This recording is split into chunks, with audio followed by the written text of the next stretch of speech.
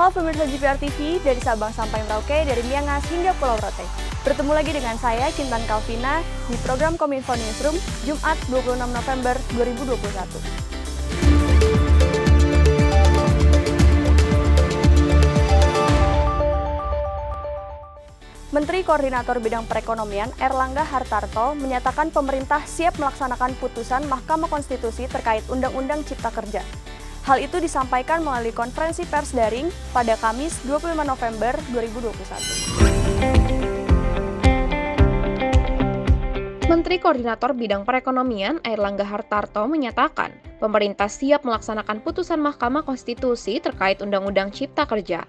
Dalam siaran pers tersebut, Menko Erlangga juga menyampaikan bahwa pemerintah akan segera menindaklanjuti putusan MK dengan menyiapkan perbaikan UU Cipta Kerja, serta melaksanakan sebaik-baiknya arahan MK dalam putusan tersebut, dan melakukan perbaikan dalam waktu 2 tahun.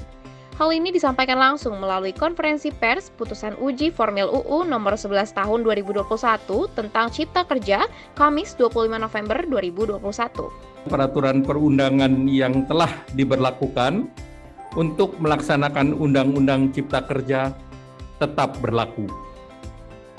Selanjutnya pemerintah akan segera menindaklanjuti putusan MK yang dimaksud melalui penyiapan perbaikan undang-undang dan melaksanakan dengan sebaik-baiknya arahan Mahkamah Konstitusi lainnya sebagaimana dimaksud dalam putusan MK tersebut.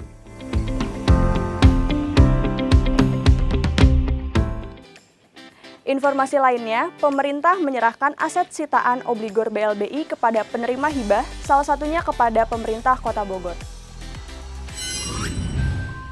Pemerintah melakukan serah terima hibah aset ex-BLBI kepada pemerintah Kota Bogor senilai 345,7 miliar dengan luas 10,3 hektar.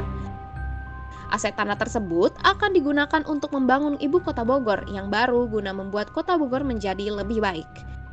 Untuk itu, Pemkot Bogor harus menyediakan sejumlah dana untuk mendukung proyek pembangunan. Hal ini disampaikan langsung oleh Menteri Keuangan Sri Mulyani Indrawati dalam konferensi pers penyerahan aset ex-BLBI di Jakarta, Kamis 25 November 2021.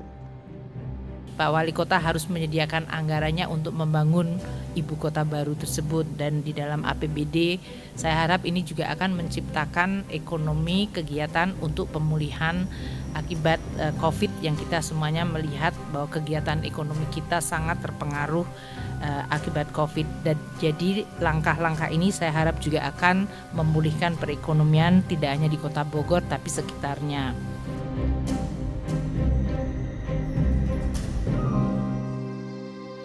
Pada kesempatan yang sama, Menkeu Sri Mulyani juga meminta Satgas BLBI untuk mengerahkan segala upaya mengumpulkan hak negara dengan langkah kolaboratif dan sinergi bersama lembaga dan kementerian lainnya.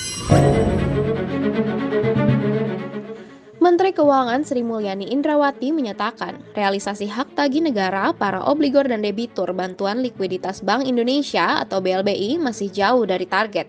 Tercatat hingga Kamis 25 November 2021, total aset ex-BLBI yang diterima negara baru sebesar 492 miliar. Sementara total target hak negara aset ex-BLBI mencapai 110,45 triliun.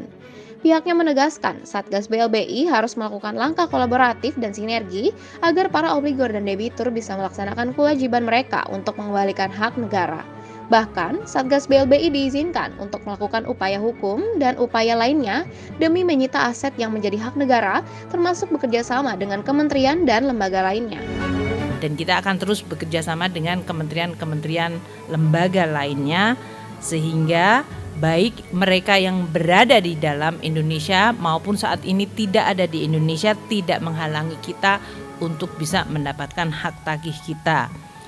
Kita juga akan melakukan upaya pengembalian hak tagih baik bersama-sama instansi eksekutif maupun yudikatif, dan tentu kita harapkan aset itu tidak hanya sekedar kembali ke negara namun pada akhirnya bisa dimanfaatkan secara produktif. Beralih ke informasi selanjutnya, Presiden Joko Widodo menekankan pentingnya realisasi investasi karena investasi merupakan jangkar pemulihan ekonomi. Hal tersebut disampaikan Presiden Joko Widodo pada saat Rapat Koordinasi Nasional dan Anugerah Layanan Investasi tahun 2021 pada Rabu 24 November 2021. Ketidakpastian global yang selama ini terjadi memiliki dampak besar bagi perekonomian negara. Oleh karena itu, Presiden Joko Widodo menekankan pentingnya realisasi investasi, karena investasi merupakan jangkar pemulihan ekonomi. Hal ini dilakukan agar Indonesia mendapatkan nilai tambah yang berdampak pada pertumbuhan ekonomi, pendapatan, dan daya beli masyarakat. Hal tersebut disampaikan Presiden Joko Widodo pada saat Rapat Koordinasi Nasional dan Anugerah Layanan Investasi tahun 2021 pada Rabu 24 November 2021 di Ballroom Hotel Ritz-Carlton, Jakarta Selatan. Investasi menjadi jangkar pemulihan ekonomi. Oleh sebab itu, yang di luar APBN ini yang harus digerakkan. Kembali lagi, investasi. Artinya peredaran uang akan semakin besar, dan itu akan menimbulkan efek nanti ke daya beli masyarakat juga akan naik, konsumsi masyarakat akan naik, pertumbuhan ekonomi juga akan naik.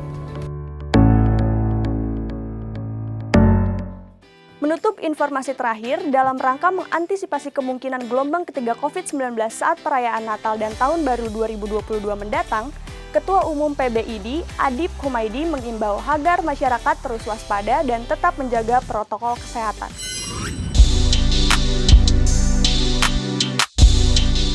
Ketua Umum PBID Dr. M. Adip Humaydi meminta masyarakat dan tenaga kesehatan agar tetap menjaga kewaspadaan mendekati akhir tahun. Pasalnya, situasi akhir tahun rentan dengan lonjakan kasus COVID-19 seiring dengan mobilitas warga yang tinggi. Menurut Dr. Adip, Satgas COVID-19 masih akan terus bekerja untuk menjaga situasi kondusif dan pelaksanaan protokol kesehatan dijalankan di tempat-tempat wisata.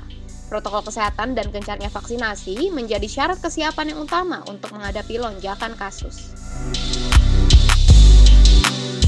Yang paling utama sebenarnya bahwa kita harus tetap waspada. Siapa yang harus waspada? Yang pertama adalah masyarakat sendiri. Yang kedua, kami tentunya dari teman-teman tenaga medis, tenaga kesehatan. Karena kita berupaya nanti tentunya kalaupun ada lonjakan kasus, kita tidak melihat dari sisi berapa jumlah positif di dalam satu wilayah saja. Tapi yang perlu menjadi penekanan kita adalah berapa jumlah pasien COVID yang dirawat, yang masuk ICU, yang masuk kemudian diisolasi berapa. Nah ini yang harus kita pantau terus gitu loh. Jadi pendataan itu tidak hanya sekedar pendataan pada fokus terkait dengan masalah yang berapa yang positif saja gitu.